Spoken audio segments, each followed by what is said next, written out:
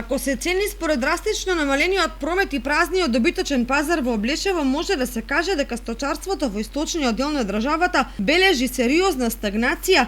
Не така одамна овде беше како во кошница од крупен и ситен добиток од сточари, трговци.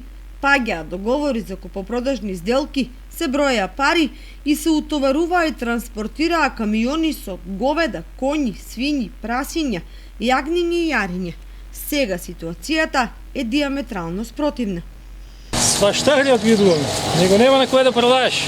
Испогајан народ ништо нема. Овој пазар пред 5 години, знаеш шо беше тоа?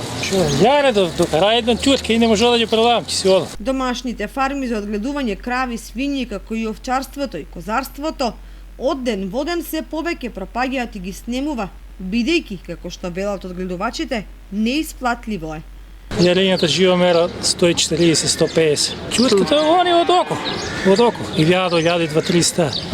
Зависи големината, машка, женска, ти лажа. Обично малите около 3000 или. Тоа некаде се движат. Зависи 18 од тило. Некои по 160-70 ги продават малите. Се жалат и на климатските промени и појавата на разни болести, од кои им страдаат прасињата и другиот добиток.